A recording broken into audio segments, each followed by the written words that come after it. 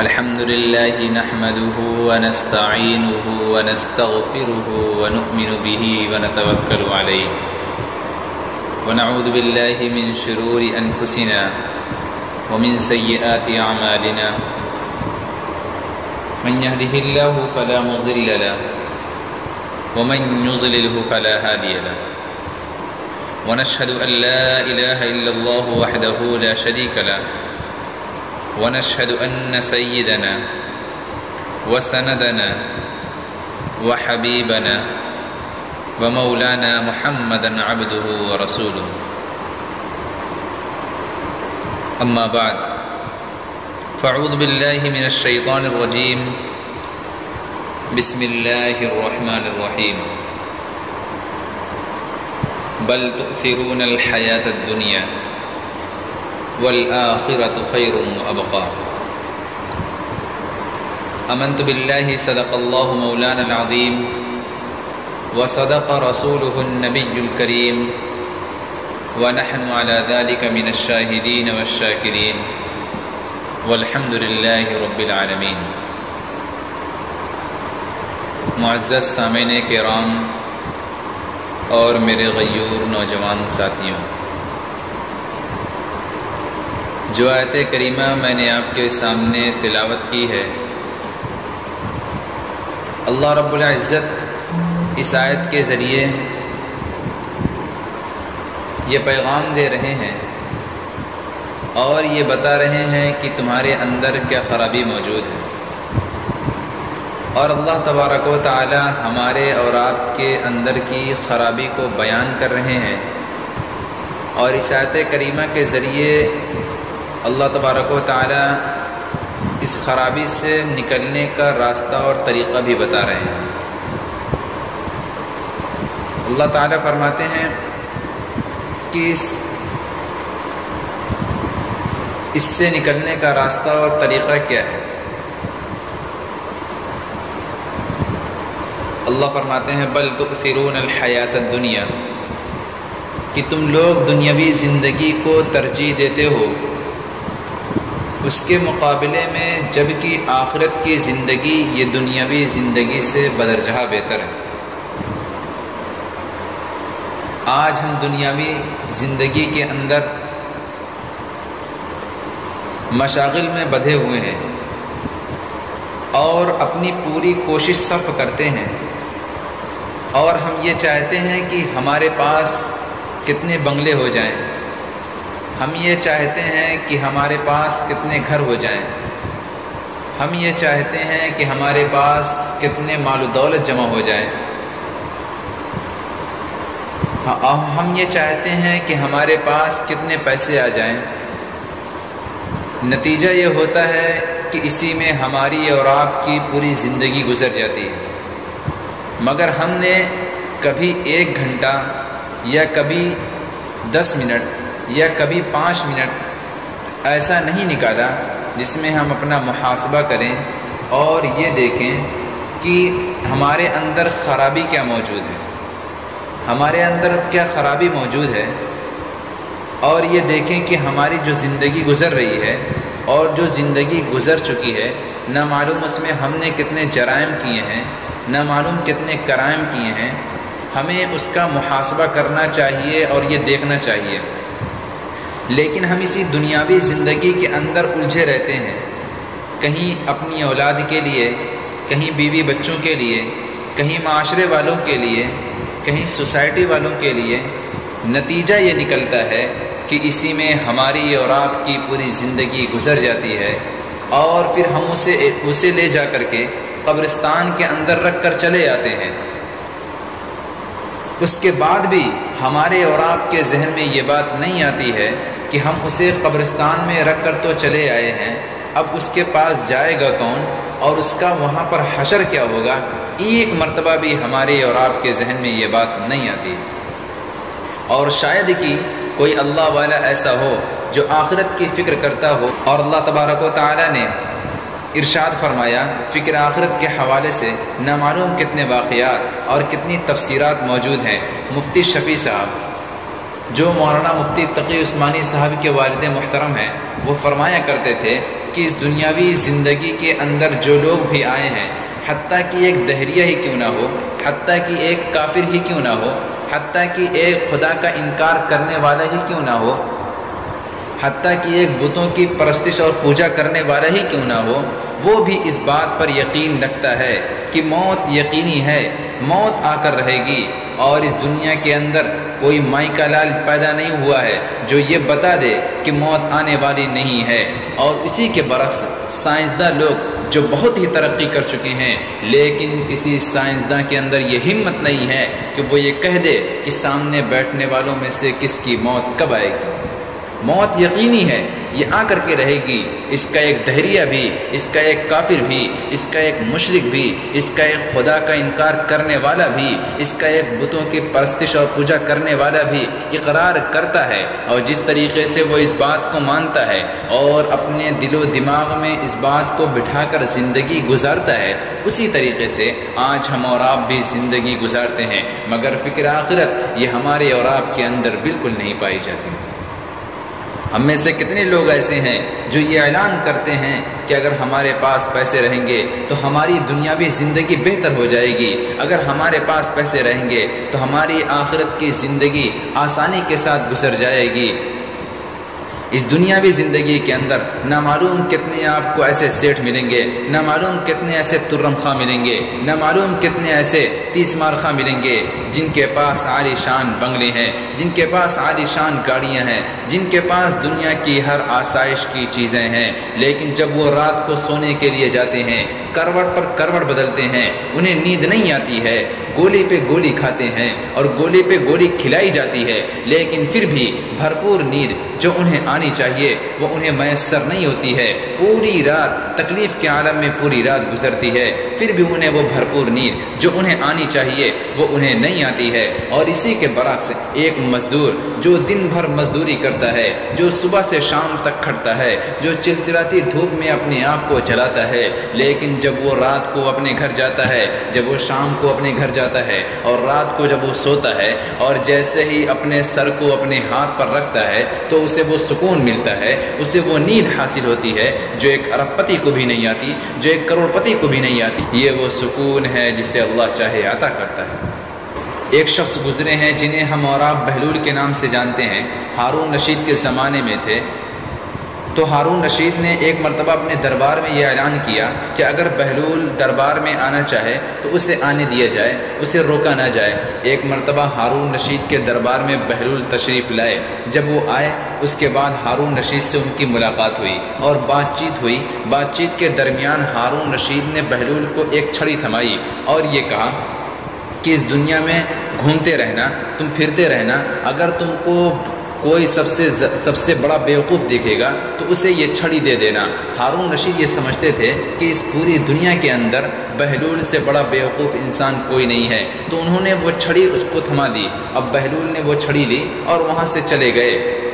اسی طرح دن گزرا، ہفتے گزرے، مہینے گزرے، سال گزرا، ایک مدت گزر گئی۔ اس کے بعد جب دوبارہ بہلول ہارون رشید کے دربار میں آتے ہیں تو کیا دیکھتے ہیں کہ ہارون رشید بستر پر پڑے ہوئے ہیں۔ تو ہارون رشید سے اب بہلول کہتے ہیں کہ کہاں جانے کی تمہاری تیاری ہے؟ ہارون رشید کہتا ہے کہ اب میں ایسی جگہ جانے والا ہوں جہاں سے میری واپسی ممکن نہیں ہے۔ تو بہلول کہتے ہیں کہ کیا تم نے اس کے لیے کوئی تیاری کی ہے؟ تم جہاں جانے والے ہو کیا تم نے اس کے لیے کوئی تیاری کی ہے؟ تم نے لاہ و لشکر بھیجا ہے یا نہیں؟ تم نے وہاں پر اپنے خزانے بھیجے ہیں یا نہیں؟ تم نے لاہ و لشکر کو وہاں پر بھیجا ہے یا نہیں؟ ہارون رشید کہتے ہیں کہ میں جس جگہ جانے والا ہوں وہاں پر لاہ و لشکر نہیں جاتے ہیں، وہاں پر خزانے نہیں جاتے ہیں۔ تو بہلول کہتے ہیں کہ عجیب بات ہے، تم جس جگہ تم کو جانا ہے اور جہاں سے تمہاری واپسی ممکن نہیں ہے اس کے لیے تم نے کچھ بھی نہیں بھیجا۔ ہارون رشید کہتے ہیں کہ یار تم بھی عجیب بات کرتے ہو، یہ وہ جگہ ہے جہاں پر انسان اکیلا جاتا ہے، جہاں پر انسان تنہا جاتا ہے، اس کے ساتھ کوئی چیز نہیں جاتی ہے۔ تو بہلول کہتے ہیں کہ اس چھڑی کو پکڑیے اور اپنے پاس رکھیے۔ پوری دنیا گھوم گیا، پوری دنیا پھر آیا، لیکن آپ سے بڑا بیوقوف انسان مجھے پوری دنیا میں کوئی نہیں دکھائی دیا۔ جس جگہ سے آپ کی واپسی ممکن نہیں ہے، جہاں سے آپ کو واپس نہیں آنا ہے، اس کے لیے آپ نے کوئی تیاری نہیں کی ہے، اس کے لیے آپ نے کچھ آگے نہیں بھیجا ہے۔ اور جبکہ دنیاوی زندگی کے اندر جب آپ کو کسی قریے کے اندر جانا ہوتا تھا، جب آپ کو کسی گاؤں کے اندر جانا ہوتا تھا، جب آپ کو کسی سوسائٹی کے اندر جانا ہوتا تھا، جب آپ کو کسی سماج کے اندر جانا ہوتا تھا، تو آپ پورے لاہ و لشکر کے ساتھ چلتے تھے، آپ پوری جمعیت کے ساتھ چلتے تھے، آپ پوری فوج کے ساتھ چلتے تھے، آپ پورے خزانے کے ساتھ چلتے تھے۔ لیکن جب آپ کو ایسی جگہ جانا ہے جہاں سے آپ کی واپسی ممکن نہیں ہے، وہاں کے لیے آپ نے کوئی تیاری نہیں کی ہے، تو اس چھڑی کو پکڑیے، اسے اپنے پاس رکھیے۔ میں پوری دنیا گھوم گیا، آپ سے بڑا بیوقوف انسان مجھے پوری دنیا میں کوئی نہیں دکھائی دیا۔ میرے عزیز دوستوں، یہ فکر آخرت جو ہمارے اور آپ کے اندر ہونی چاہیے، یہ آج ہمارے اور آپ کے اندر بالکل نہیں پائی جاتی ہے۔ ہمیں اور آپ کو یہ چاہیے کہ اپنے 24 گھنٹے میں سے 1 گھنٹہ ہی صحیح، یا 1 گھنٹہ نہ تو کم سے کم 5 منٹ ہی صحیح، ہم اس میں اپنا محاسبہ کریں اور یہ دیکھیں کہ ہم نے 24 گھنٹے میں کیا کمایا ہے، ہم نے 24 گھنٹے میں کیا پایا ہے، اور 24 گھنٹے میں ہم نے کیا کھویا ہے، ہم نے کتنی نیکیاں کی ہیں، ہم نے کتنی برائیاں کی ہیں۔ اگر ہم نے کوئی نیک کام کیا ہے تو اس پر اللہ کا شکر ادا کریں، اور اگر ہم نے کوئی غلط کام کیا ہے تو اس پر شرمندہ ہوں اور اللہ سے گریہ وزاری کریں، اللہ سے توبہ کریں، آئندہ نہ کرنے کا عزم مصمم کریں، ہم اس پر شرمندہ ہوں۔ یہ فکر آخرت آج ہمارے اور آپ کے اندر نہیں پائی جاتی ہے۔ میں آپ کو ایک واقعہ بتاتا ہوں جو بہت مشہور واقعہ ہے، کون نہیں جانتا۔ جب جادوگر فرعون کے پاس آتے ہیں، فرعون اور موسیٰ علیہ السلام کا واقعہ ہے۔ جب جادوگر فرعون کے پاس آتے ہیں، قرآن کہتا ہے وَجَاءَ السَّحَرَةُ فِرْعَوْنَ قَالُوا إِنَّ لَنَا لَأَجْرًا إِن كُنَّا نَحْنُ الْغَالِبِينَ۔ جب جادوگر فرعون کے پاس آتے ہیں تو جادوگر کہتے ہیں اے فرعون، ہم موسیٰ پر غالب آئیں گے تو ہمارے لیے اجرت کیا ہوگی، ہمارے لیے انعام کیا ہوگا؟ فرعون کہتا ہے قَالَ نَعَمْ وَإِنَّكُمْ لَمِنَ الْمُقَرَّبِينَ۔ تو اے جادوگروں سن لو، تمہیں صرف انعام نہیں دیا جائے گا، تمہیں صرف انعام سے نہیں نوازا جائے گا، بلکہ میں تمہیں اپنے مقرب لوگوں میں سے کروں گا۔ تم میں سے کسی کو میں اپنا دایاں ہاتھ بناؤں گا اور تم میں سے کسی کو میں اپنا بایاں ہاتھ بناؤں گا، یعنی کہ اپنی قربت حاصل کراؤں گا۔ اس کے بعد جادوگر اپنا جادو دکھاتے ہیں اور سانپ بنا کر چھوڑتے ہیں، پورا میدان سانپوں سے بھر جاتا ہے۔ اللہ تبارک و تعالیٰ قرآن میں فرماتا ہے وَأَوْحَيْنَا إِلَى مُوسَىٰ أَنْ أَلْقِ عَصَاكَ، کہ ہم نے موسیٰ پر وحی کی کہ اپنا عصا ڈالو، اپنا عصا زمین پر پھینکو۔ تو موسیٰ علیہ السلام نے جیسے ہی اپنے عصا کو زمین پر ڈالا، قرآن کہتا ہے فَإِذَا هِيَ تَلْقَفُ مَا يَأْفِكُونَ، جب موسیٰ نے اپنے عصا کو ڈالا تو وہ تمام سانپوں کو نگلنے لگا، تمام سانپوں کو نگل گیا۔ جیسے جب یہ منظر